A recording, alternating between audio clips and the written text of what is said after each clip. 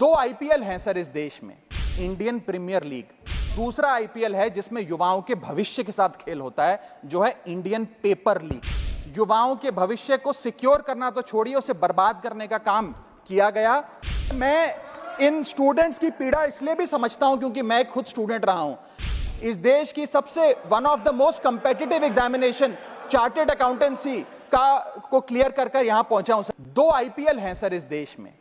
एक आईपीएल है जिसमें गेंद और बल्ले का खेल होता है, जिसे कहते हैं इंडियन प्रीमियर लीग, और दूसरा आईपीएल है जिसमें युवाओं के भविष्य के साथ खेल होता है, जो है इंडियन पेपर लीग। और आज मैं उसकी पूरी सूची लाया हूं कि कैसे युवाओं के भविष्य को सिक्योर करना तो छोड़िए, उसे बर्बाद करने का काम किया गया।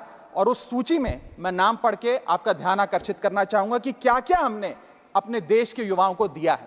पहला, व्यापम स्कैम। दूसरा, यूजीसी नेट पेपर लीक। तीसरा, Telangana secondary school certificate examination Hindi paper leak.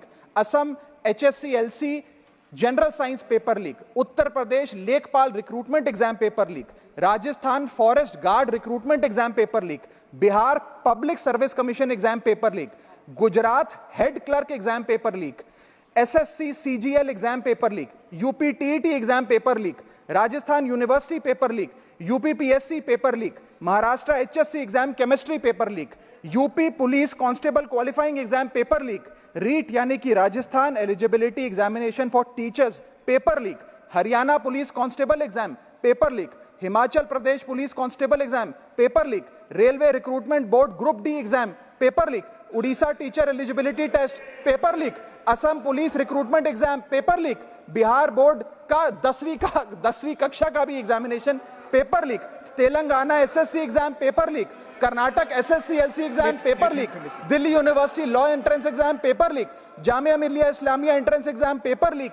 UP board exam mathematics और बायो का पेपर लीक।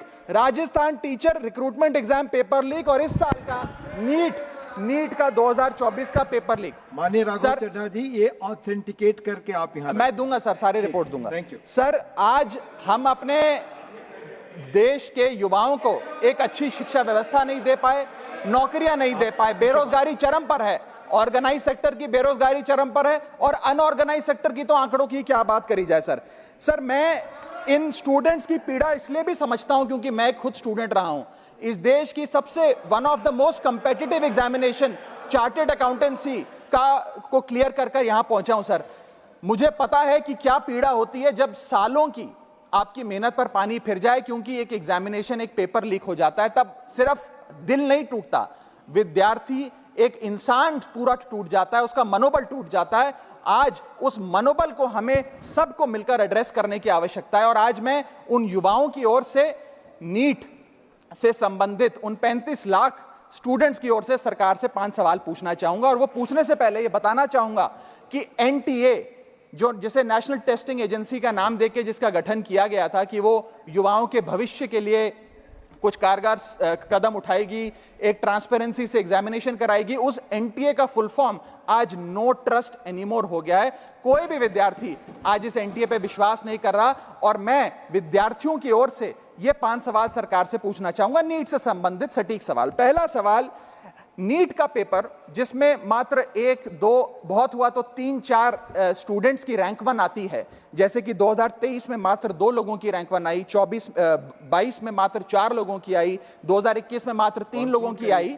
जब इतने कम स्टूडेंट्स की रैंक 1 आती है, तो इस साल 2024 के नीट के पेपर में कैसे 67 बच्चों की रैंक 1 आ गई, जबकि फैकल्टी और टीचर्स ये मानते हैं कि बहुत मुश्किल पेपर था। सर, मेरी पार्टी का समय बचा हुआ है सर, प्लीज मेरे को 2-3 मिनट दे दीजिए। नहीं सर, 4 मिनट 5 मिनट भी नहीं हुए सर, वक्त दे दीजिए please. Conclude with in 1 minute.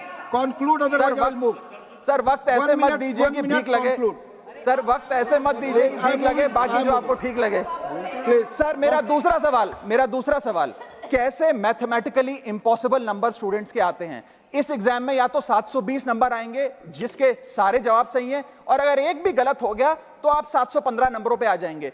इस 715 और 720 के बीच में किसी के नंबर नहीं आ सकते, लेकिन इस बार ग्रेस मार्क्स देकर 717, 718, 719। और आखिरी सवाल, मेरा आखिरी सवाल मैं समाप्त कर रहा हूं सर। इस बार जो इस नीट एग्जाम के नतीजे 14 जून को आने थे, उसको 10 दिन पहले कर दिया गया। हम देखते हैं कि नतीजों में देरी अक्सर होती है, लेकिन 10 दिन पहले चुनावों के शोर के नतीजों के शोर में 4 जून को नीट एग्जाम के नतीजे लाए गए। क्या मकसद था?